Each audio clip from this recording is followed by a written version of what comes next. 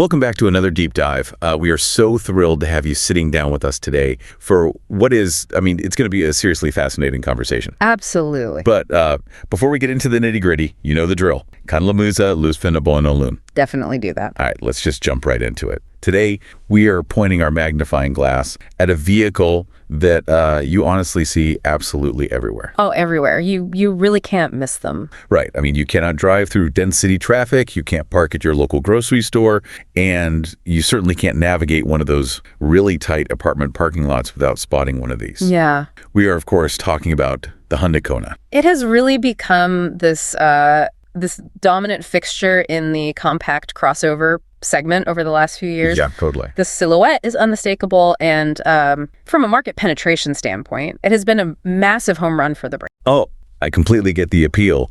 You look at it, and it has this super quirky divided headlight front grille. It gives it this very futuristic, almost aggressive look. And all that heavy plastic body cladding makes it look like, urban armor.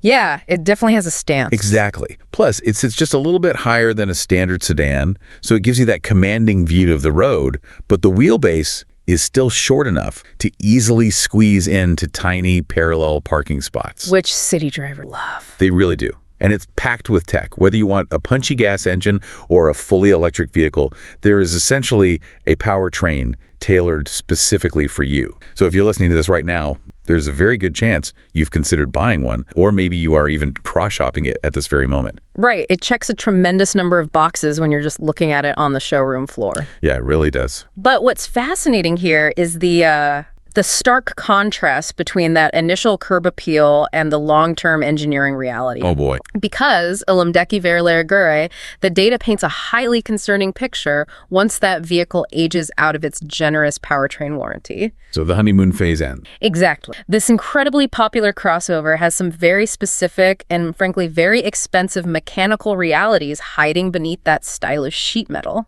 If you are looking at a secondhand model, you are, in many ways, stepping into a minefield of deferred maintenance. Wow. Okay, let's start with the powertrain that gets the most praise in the automotive press, which is the 1.6-liter turbocharged engine mated to the 7-speed dual-clutch automatic transmission, or DCT. Right. Because on paper, having a dual clutch in an entry-level crossover is phenomenal. It is the exact same rapid shifting architecture you find in high-end European sports cars.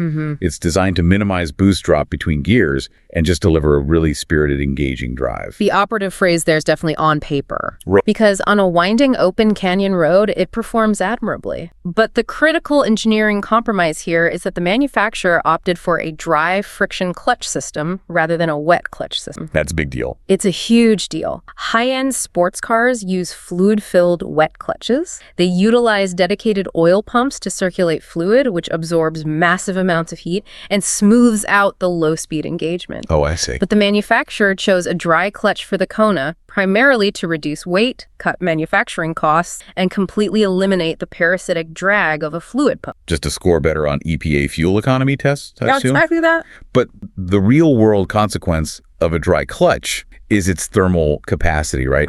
Like when you are stuck in miles of stop-and-go city traffic, creeping forward at 2 or 3 miles per hour, Yes. the transmission computer has to constantly slip those dry friction plates just to keep the engine from stalling out. You are forcing the vehicle to perform a task it fundamentally lacks the thermal mass to handle. The heat builds up exponentially inside the bell housing. Drivers experience this as a violent, aggressive shuddering when they try to accelerate from a red light. Oh, I've felt that in some cars. It feels like the car's broken. It feels terrible. Or when trying to perform a delicate maneuver like parallel parking on a steep incline. The plates glaze over from the friction heat and the engagement becomes incredibly hard. And if you push it too far in gridlock, doesn't the transmission control module just step in and cut the power entirely? Yes, it absolutely does. It flashes this bright red warning on the gauge cluster. It physically forces you to pull over to the side of the road and put the car in park so the gearbox doesn't literally melt itself into slag. That is insane.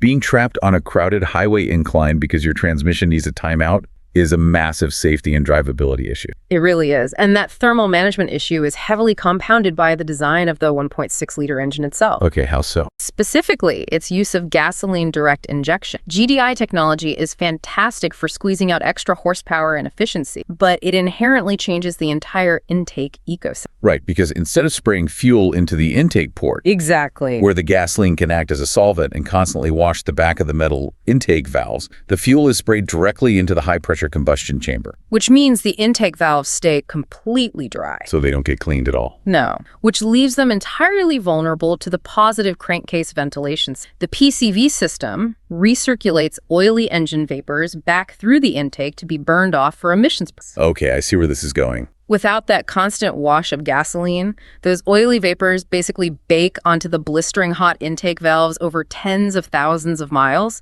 It creates a thick, rock-hard layer of carbon coating. I was actually looking at the service bulletins for this, and the symptoms are crazy. You get severe rough idling, cold start misfires, and just a massive drop in volumetric efficiency. You essentially lose your fuel economy and your horsepower. And you can't just pour a $10 bottle of fuel system cleaner into the gas tank to fix it, right? Because the cleaner never even touches the valve. It never touches them.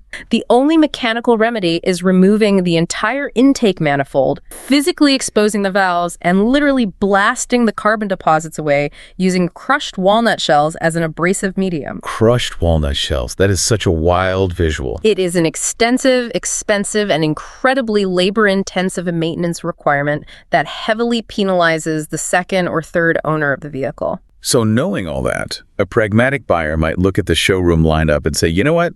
I'll skip the high-strung turbo and the dual clutch. I'll just buy the base model with the simpler 2.0-liter naturally aspirated engine. Right, the logical pivot. Because it uses a traditional torque converter automatic, it doesn't have a turbocharger to worry about. It just seems like the conservative, safe, reliable choice. It certainly presents itself as the safer, lower maintenance option. However, massive production runs of that specific 2.0-liter engine suffer from a catastrophic metallurgical failure. Catastrophic. Yes. The piston oil control rings, which are the components responsible for scraping the cylinder walls and keeping engine oil out of the combustion chamber, Right. they severely lacked the proper factory heat. So they are defective right off the assembly line. Exact. Because they weren't heat treated correctly, they lose their outward tension against the cylinder wall way prematurely. And so instead of scraping the oil back down into the crankcase, they just allow it to blow directly by the piston. Yes. The engine begins consuming synthetic oil at a staggering rate. We are talking about burning an entire quart of oil every 1,000 miles. That is wild. And the most dangerous aspect of this defect is its stealth. What do you mean by stealth? Doesn't a car blowing oil look like a smoke machine? In an older car, yes. But modern catalytic converters are so efficient that they actually scrub the exhaust.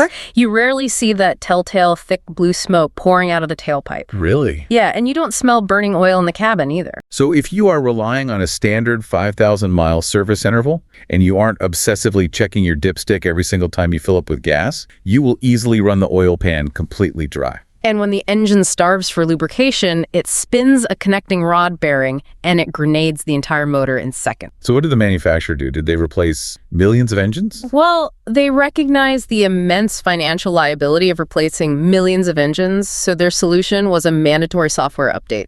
A software update fixes a physical metal ring. No, it doesn't fix it at all. It's known as the knock sensor detector. They reprogrammed the engine control unit to utilize an acoustic microphone mounted to the engine block. Wait, it's essentially an acoustic microphone permanently eavesdropping on your engine. Yes, just waiting to hear the specific metallic death rattle of a failing bearing. That is so deeply concerning. And when it hears that specific frequency, it throws the car into a highly restricted link mode, capping your speed at around 40 miles per hour. It's like putting a baby monitor in the engine bay, just waiting for the disaster. I got to say, this is stressing me out even just talking about it. Video you be mai yorum ya mai ve abonamai unut mayen. And seriously, kind of lemisa lutfenabona loon, so we can keep tearing into these engineering choices without losing our minds. It is stressful, because that software update is purely a risk mitigation strategy for the brand. It prevents the connecting rod from physically punching a hole through the engine block while you are driving at highway speeds. Which avoids a massive federally mandated safety recall. Exactly. But for the owner, your engine is still functionally destroyed. You are just left limping to the dealership at 40 miles an hour. Okay, let's unpack this from another angle. If the combustion engines, both the turbo and the naturally aspirated, are burdened with these massive heat, friction, and metallurgy issues, right, The logical pivot is to just abandon internal combustion entirely, right? You opt for the Kona electric, you get massive instant torque, a heavy battery pack planted low in the chassis for great stability, and you skip dirty gas stations entirely. It sounds ideal. But elimdeki verilere, the electric variant carries its own profound set of ownership hurdles. Of course it does. It begins with one of the most infamous high-voltage battery recalls in recent automotive history. The early model years utilized lithium-ion pouch cells supplied by an external vendor. Okay. These cells suffered from a severe manufacturing defect where the internal anode tabs were physically folded over during assembly. Folded over, which created a highly localized short circuit inside the cell, I'm guessing. Yes, leading to a very real risk of thermal runaway and sudden battery fires, especially when the vehicle was continuously charged to 100% capacity. That's terrifying. The manufacturer was forced into a multi-billion-dollar campaign to completely replace the high-voltage battery packs in thousands of vehicles. Now, to be fair, receiving a brand new battery sounds like a win for the consumer. It does, but the logistical reality of that recall was agonizing for the owners. They were officially instructed to park their vehicles outdoors, far away from their homes and garages. And they had to digitally limit their daily charging capacity to around 80% while waiting months for replacement packs to arrive from overseas. That is so frustrating. You pay a premium for a brand new electric vehicle, and you're immediately told you cannot park it in your own driveway, and you can only use a fraction of its advertised range. It completely shatters consumer confidence. I would be livid. But what if you look at the newer models or the vehicles that have already had the battery pack replaced with safe cells? Are those okay? You are still dealing with the battery management system, or BMS. The BMS in this specific vehicle is notoriously hypervigilant. Because of the fire liability. Exactly. It is a direct software overcorrection stemming from that initial crisis. The computer heavily prioritizes battery longevity and thermal safety over daily usability. Okay, how does that actually affect the driver? If the BMS detects even a microscopic voltage deviation between individual cell groups, it aggressively steps in to throttle the power flow. Oh, I've heard about this. The most painful place to experience that is at a direct current fast charger. Without a doubt. You pull up to a 100-kilowatt public station on a road trip, expecting a quick 20-minute top-off to get back on the highway. Right. But instead, the BMS stubbornly refuses to pull anything more than 30 or 40 kilowatts. It literally turns a quick pit stop into a grueling hour-long waiting ordeal. It completely defeats the entire purpose of the fast charging architecture. That would drive me crazy. And beyond the charging infrastructure, you really have to consider the chassis dynamics. You are taking a platform fundamentally designed for a relatively light internal combustion engine. Right, a normal gas motor. And you are burdening the front end with heavy electric powertrain components. When you combine that heavy front-wheel drive architecture with the instantaneous torque delivery of an electric motor, the vehicle constantly overwhelms the front tire contact patch. Oh, I see. You press the accelerator, the front tires instantly break traction, and then the electronic traction control system just chops the power violently to regain grip. Exactly. It results in a really choppy, jerky acceleration profile, particularly on wet or damp roads. And the constant scrubbing effect means you are chewing through those front tires at twice the rate of the rears. You might be saving money on gasoline, but you are basically handing it right back to the tire shop. You really are. But the engineering compromises extend well beyond the drivetrain. Let's move inside the cabin then. Right. To offset the massive development costs of that EV tech and the turbocharged powertrains, while somehow keeping the vehicle at an accessible price point, the manufacturer had to heavily restrict the interior budget. You know, the noise, vibration, and harshness degradation over a few years of ownership is highly noticeable. It really is. The dashboard, the center console, the door cards. They're completely dominated by hard, scratchy plastic. Yes. And those specific plastics lack thermal stability. They expand and contract wildly when exposed to the baking summer sun and the freezing winter temperatures. So what does that sound like? Over a few years, the mounting clips loosen, resulting in a persistent symphony of squeaks, rattles, and creaks every single time you drive over rough pavement or hit a bridge expansion joint. It drastically cheapens the feel of what is supposed to be a futuristic cabin. And it is not just the visible trim either. It is the hidden cost-cut components that really drain the joy out of ownership. Like the blend door actuator. Exactly, the blend door actuator. It is this tiny electric motor buried deep behind the passenger glove box, and it's responsible for mechanically switching your climate control between the heater core and the air conditioning evaporator. And the internal gears of that actuator are made of highly fragile plastic that frequently strips it. So when it fails, you are greeted by this loud, rhythmic, repetitive clicking sound echoing from behind the dashboard every single time you cycle the ignition. Click, click, click, click. It is maddening, and because it usually gets stuck in its last position, you could find yourself trapped with maximum heat blowing directly into the cabin in the middle of a July afternoon. With absolutely no way to shut it off until a mechanic physically tears the entire dashboard apart just to reach a $50 part. Exactly. And that same vulnerability applies to the exterior safety technology. The blind spot monitoring system is a major selling point for families. Oh, totally. It's a great feature. But the delicate radar modules are mounted directly behind the rear plastic bumper cover. Which is an incredibly hostile environment for sensitive electronics. That negative pressure zone behind the bumper basically acts like a scoop for winter road salt,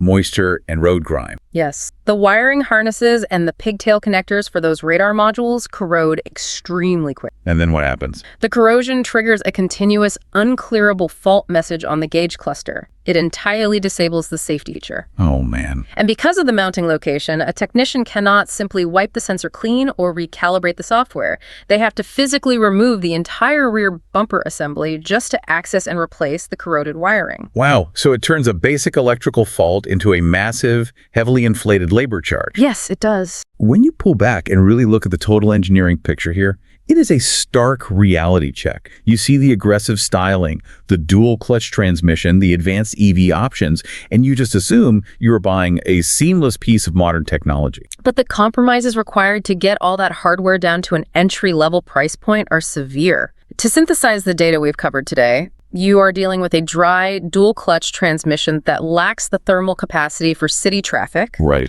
An engine architecture prone to carbon choking, defective piston rings that silently consume oil and require acoustic monitoring just to prevent catastrophic failure, and an EV variant tethered to a hyper-conservative battery management computer. It's a lot. Owning this platform long-term is not a passive experience. It demands meticulous fluid checks, extreme patience with software interventions, and a highly comprehensive extended warranty. It fundamentally changes how you view a vehicle when you realize what is actually happening beneath the surface. Thank you so much for joining us and exploring the mechanical realities of this incredibly popular crossover today. It really helps us keep diving deep into the engineering truths behind the cars we see every day. It's been a great conversation. Before we let you go, we want to leave you with a thought to mull over. When we, as consumers, demand vehicles that are highly affordable, packed with cutting-edge touchscreens, and loaded with complex multi-option powertrains, are we inevitably forcing manufacturers to cut critical corners on the fundamental reliability of the machine? Are we willingly trading long-term mechanical peace of mind for a flashy showroom brochure? Think about it. We will see you on the next Deep Dive.